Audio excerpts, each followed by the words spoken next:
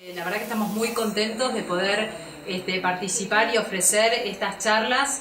Hoy la verdad que acabamos de tener una charla súper interesante de la profesora Margarita Dubordier, que se vino desde Uruguay a hablar de la psicoterapia integrativa, y ahora para mí es un honor presentar al profesor Daniel Cardinali, que es conocido mundialmente en el tema de sueño y sistema inmune. Yo lo resumo así. El profesor Cardinali es director del Departamento de Docencia e Investigación de la Facultad de Ciencias Médicas de la Universidad Católica Argentina. Es también profesor emérito de la Universidad de Buenos Aires y es investigador superior del CONICET, acá en Argentina. Y es conocido mundialmente. Les quiero mostrar un par de los libros que él ha escrito. Uno de ¿Qué es el sueño?, donde trae en un lenguaje ameno toda la temática del sueño, del buen dormir. Y acaba de sacar, creo que este es el último, el de Autonomic Nervous System, que lo sacó con Springer, y que es un tratado de referencia para todo lo que es el sistema de regulación, el sistema nervioso autónomo.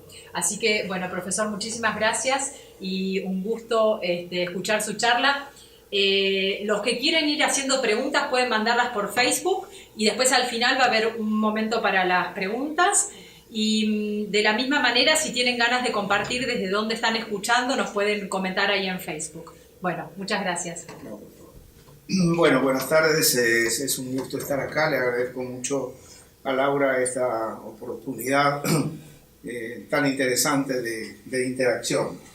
Lo primero que quería decirles es que ustedes pueden bajar de ese sitio de internet, que va a aparecer varias veces en la presentación, el PDF de lo que voy a decir en este momento, que se va a agregar al video ya lo ha dicho la doctora Nassi, editado, que a posteriori se va a hacer de esto.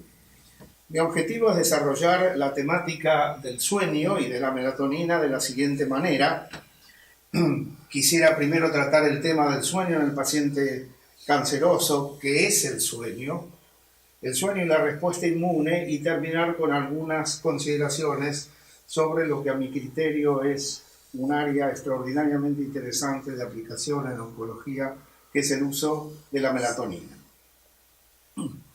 Los trastornos del sueño en el cáncer son una comorbilidad realmente trascendente, son muy comunes. Sin embargo, por lo general se mantienen subdiagnosticados y poco tratados, y el oncólogo no usa instrumentos de la medicina del sueño para saber qué sueño tienen sus pacientes. Este es un punto muy importante que debiéramos corregir. Por otro lado, las encuestas transversales en pacientes de cáncer que examinan la prevalencia de los trastornos son más frecuentes en los cánceres más comunes, y las quejas son la fatiga sobre todo, y alteraciones específicas del sueño, el síndrome de piernas inquietas, el insomnio y la excesiva somnolencia diurna. Todo esto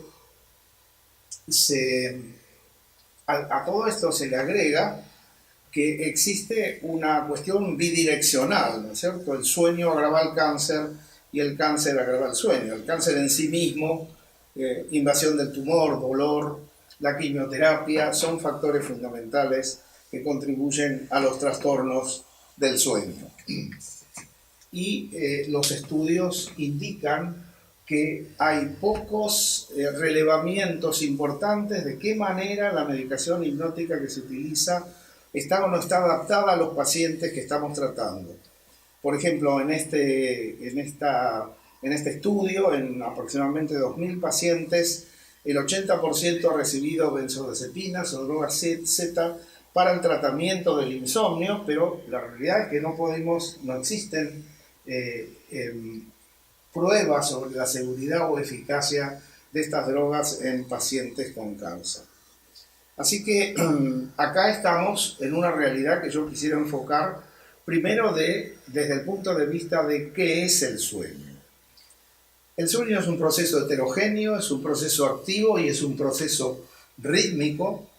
Es heterogéneo porque en realidad en el sueño hay dos estadios bien identificados: un enlentecimiento de la actividad electroencefalográfica llamada sueño lento, que aproximadamente a los 45-50 minutos se acelera esa actividad electroencefalográfica como si nos fuéramos a despertar. Por eso se lo llamó sueño paradojal, a este sueño de movimientos oculares rápidos. Y este ciclo de unos 90 minutos se repite 5 o 6 veces en la noche, con una diferencia, que la primera parte de la noche, cuando la temperatura corporal está bajando, predomina el sueño de tipo lento. En la segunda parte de la noche predomina y se hace cada vez más importante el sueño de movimientos oculares rápidos. Esto tiene una interesante correlación inmunológica, como vamos a ver más adelante.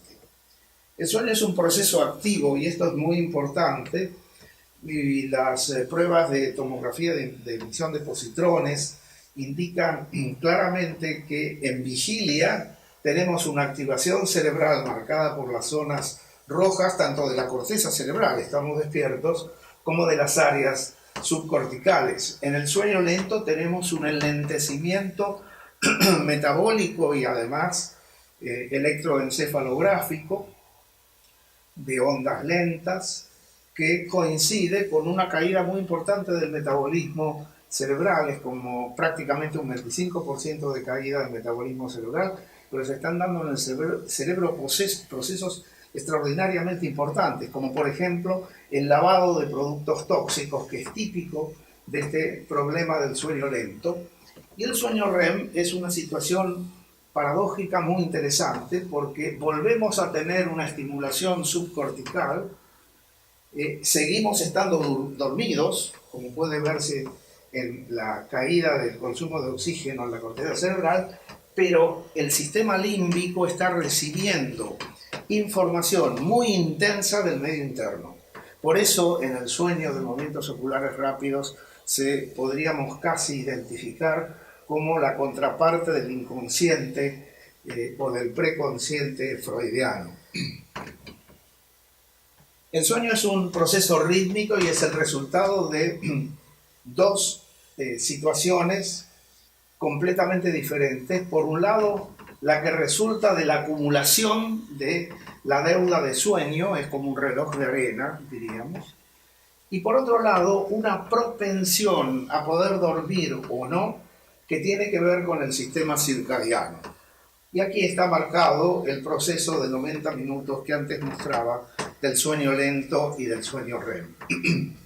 El sueño es como una deuda bancaria. Si yo la quiero pagar, tiene que estar el banco abierto. Si el banco no está abierto, no la puedo pagar. Si yo quiero pagar la deuda, por ejemplo, que se acumula en un trabajador en turnos aquí, en este momento de la mañana, cuando hay una muy pobre propensión al sueño, el sueño es inadecuado. Así que tienen que coincidir la propensión con la deuda para poder tener un sueño satisfactorio. Así, y de esta manera, se muestra lo que yo antes hablaba de los dos procesos: la deuda de sueño, el reloj de arena que se va acumulando a medida que avanza el día; la propensión a la vigilia, que tiene mucho que ver con el sistema circadiano, que es muy amplia en la mañana, alcanza poco para compensar esta pequeña deuda, pero ya alrededor de este horario comienza a ser cada vez más pesado, y esta caída brusca de la alerta tiene que ver con esta señal que es la melatonina, que se produce desde el tercer mes de nuestra vida, a lo largo de toda nuestra vida en la noche, y que tiene que ver con la apertura de las puertas del sueño.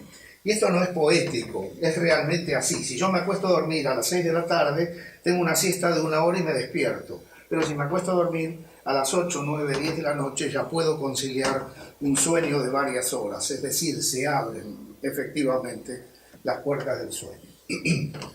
Pero hay un concepto fundamental para entender en el mensaje de la integración biopsicosocial ecológica que planteaba recién la profesora Bourdieu, que es muy importante para entender esto. El sueño no es un fenómeno neurológico exclusivamente. El sueño, junto con la vigilia y con el, por supuesto, sueño lento, sueño REM, configura 3 tipos de programas fisiológicos absolutamente diferentes, 3 programas que son tan distintos entre sí que predominan y se equilibran: la vigilia con la predominancia del sistema simpático, el sueño lento con la predominancia del sistema parasimpático y el sueño REM, en el cual hay una situación paradojal absoluta, porque lo que hay es una parálisis tanto somática como autonómica para no ejecutar la actividad onírica. Son 3 programas que se suceden, en el fondo, como 3 cuerpos diferentes.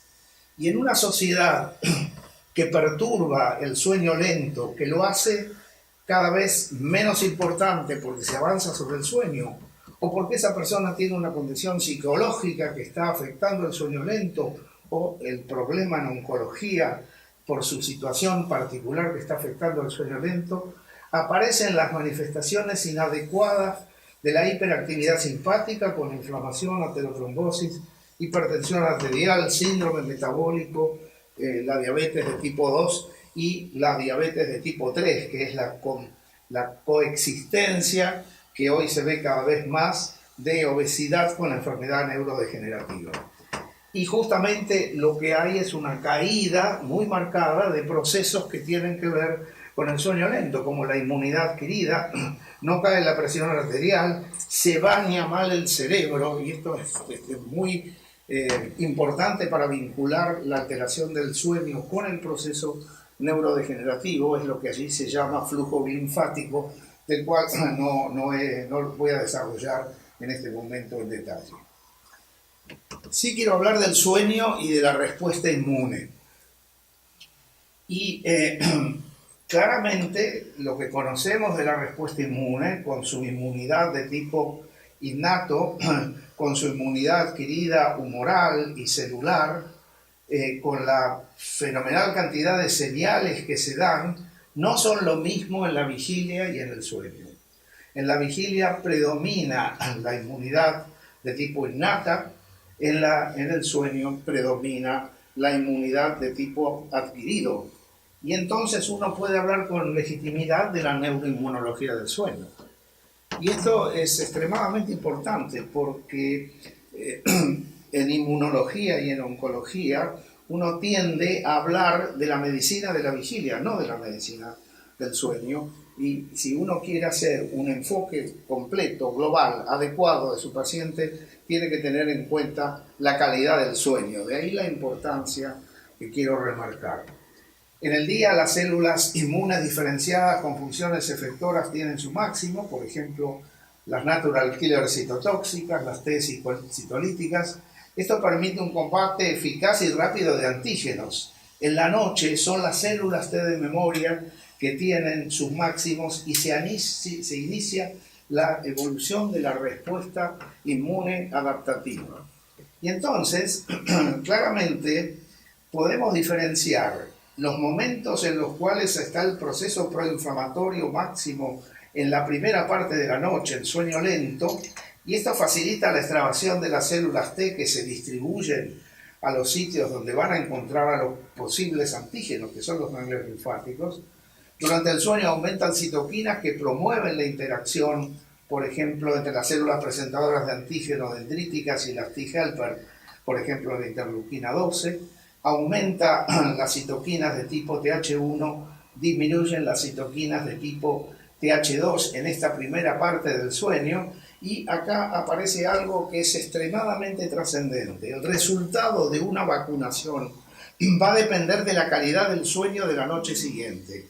Y yo debo decir que ni en la Argentina ni en los países latinoamericanos todavía hemos podido introducir simplemente en la cartilla de vacunación una precaución para que la madre proteja el sueño de su niño en la primera noche, porque de ahí va a depender la eficacia de la vacuna. Fíjense ustedes de qué manera, ¿no?, nos perdemos algo tan trascendente como este tema, que tiene que ver justamente porque el componente endocrino del sueño lento, hormona de crecimiento, prolactina, melatonina, leptina, son fundamentales para que se produzca la inmunidad en la primera presentación de antígeno, para que se produzca el recuerdo inmunológico. Y acá hay una homología muy interesante. sabemos que la memoria, en el sentido de la memoria como fenómeno neurofisiológico, tiene mucho que ver también con el sueño lento, y de alguna manera la memoria inmunológica comparte esta propiedad. Entonces, hablamos de una inmunidad adquirida de la primera parte de la noche y de una inmunidad innata que depende básicamente del predominio neural parasimpático y de las hormonas que lo acompañan, hormonas de crecimiento, prolactina, melatonina, leptina, y en la segunda parte de la noche y durante el día el predominio de las señales que están vinculadas con el sistema simpático y con la activación del eje hipófiso suprarrenal.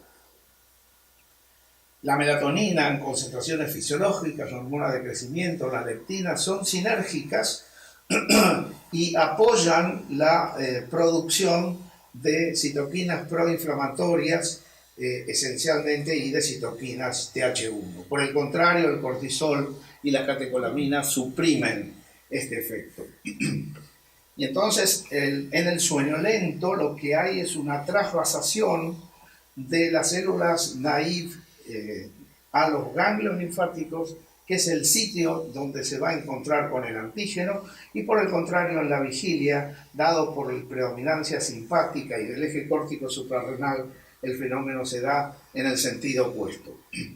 Cuando uno analiza la privación de sueño de 24 horas versus el sueño normal, ve que el número de células inmunes que muestran ritmos de 24 horas, estos ritmos no se alteran de manera muy importante, sí se afectan las acrofases, los máximos.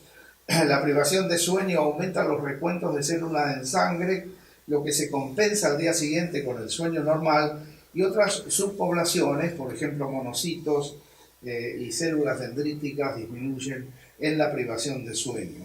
Las células B no están afectadas de manera importante.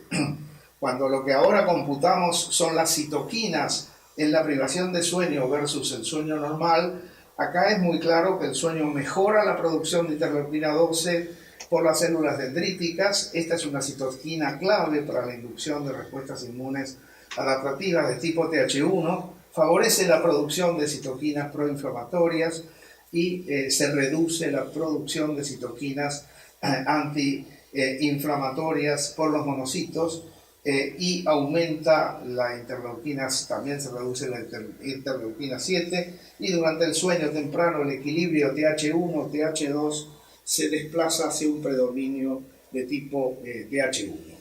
Y acá hay dos determinaciones, por ejemplo la IL-12 que tiene que ver con la inmunidad adquirida, y el interferón alfa que tiene que ver con la inmunidad innata. Y fíjense ustedes que en realidad en el momento del sueño uno ve claramente que se produce el aumento de las citoquinas como la IL-12 que facilita la inmunidad adquirida, y cuando lo que se hace es bloquear el sueño, ese aumento no se ve, y en cambio en el caso de la inmunidad innata no se afecta de esta manera porque es un fenómeno que tiene que ver con la vigilia. Así, y resumiendo, en relación al sueño normal hay una caída de células en circulación, hay un aumento de citoquinas que indican una relación interferón gamma y L4 que aumenta, o sea, hacia TH1, hay una reducción de interleuquina 10 y otras interleuquina 4 que tienen que ver con lo antiinflamatorio, y otros procesos como la proliferación de células T se da en el sueño normal, la actividad regulatoria T, la actividad NK, el sistema de complemento y las respuestas a vacuna están vinculadas con el sueño. Bien, hasta aquí la temática de lo inmunológico en el sueño. Yo quisiera tocar ahora el tema de la melatonina, que me parece que es un tema que tiene una posibilidad terapéutica interesante que debiéramos contemplar.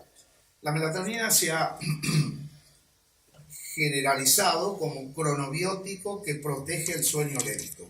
Este es uno de los primeros estudios que se hicieron, lo hicimos con el doctor Monti de la Universidad de la República en Montevideo.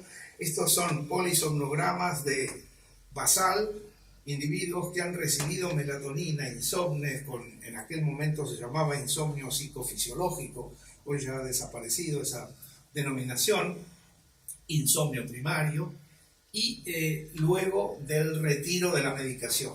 Estos pacientes reciben 3 miligramos de melatonina y lo que puede verse es un aumento del sueño de tipo lento por la melatonina sin grandes modificaciones del sueño REM. Esto se ha demostrado repetidas veces después de estos trabajos y cuando uno en aquel entonces y en ese mismo trabajo hicimos un espectro de las frecuencias más bajas de sueño lento en el momento de tratamiento con melatonina, ustedes ven cómo claramente predomina el sueño de tipo lento cuando administramos la melatonina a cuando no administramos o cuando retiramos la melatonina, que son las rayas naranjas y verdes que se ven allí. Ha habido ya varios metaanálisis que indican esto. Por ejemplo, de unos 1.700 pacientes, demuestra que la melatonina disminuye la latencia de sueño, aumenta el tiempo total de sueño y mejora la calidad de sueño. Y los consensos, que para mí son más importantes que los metaanálisis, porque es la transmisión de la experiencia de los especialistas, de la Asociación de Psicofarmacología Británica indica que cuando se debe indicar un hipnótico en pacientes mayores de 55 años, la indicación de melatonina es la primera elección en estos pacientes. Pero la melatonina no se termina con lo cronobiótico, sino que tiene una historia extraordinariamente particular. Está presente en todos los seres vivientes, incluyendo las plantas, desde la aparición de respiración aeróbica, más o menos 3.500 millones de años atrás, hasta el hombre. Y es evidente que acá no es por el sueño, es probable que acá tenga que ver con la regulación circadiana, pero claramente este rol es un rol de citoprotección, demostrable con la melatonina de una manera bien dramática. Al que le interese un poco esta historia, pueden bajar, hay 2 versiones, una reciente de Springer y esta que puede ser bajada del sitio de la Asociación Argentina para el Progreso de las Ciencias, donde un poco está contada toda esta historia de la melatonina desde la perspectiva de nuestro laboratorio. Y hoy claramente la melatonina tiene 2 indicaciones. Es un cronobiótico en dosis de 2 a 10 miligramos o menos, pero es un poderoso citoprotector que tiene que ver con lo antiinflamatorio de la melatonina, con lo antioxidante y con lo oncostático. Así que acá tenemos un área en la cual realmente estamos desprovistos de los recursos, salvo la medicación magistral, para poder abordar este tema. Porque en realidad la melatonina, fíjense ustedes, tiene una fenomenal actividad, no solo circadiana, sino esencialmente sobre múltiples funciones del organismo, porque prácticamente todas las células del organismo contienen melatonina y en altas cantidades. No sale a la circulación. La que sale a la circulación es solamente la producida por la glándula pineal y tiene que ver con el sueño. Pero hay una gran cantidad de otras funciones que están allí enumeradas que llevan a que uno tenga no solo efectos beneficiosos en los trastornos del sueño, por ejemplo, así como antes planteaba en cuanto al insomnio del adulto mayor, en el desorden del sueño de movimientos oculares rápidos es la primera medicación en la lista de las medicaciones aceptadas en gran cantidad de consensos, pero por otro lado, la melatonina en el cáncer, y ahora vamos a hablar enseguida, tiene una importante función oncostática en enfermedades neurológicas de una trascendencia tan importante como el Alzheimer y el Parkinson. Este desorden del sueño REM es anticipatorio de la enfermedad de Parkinson y en una cantidad de acciones que están esencialmente vinculadas con el efecto de la melatonina sobre el estrés oxidativo como citoprotector.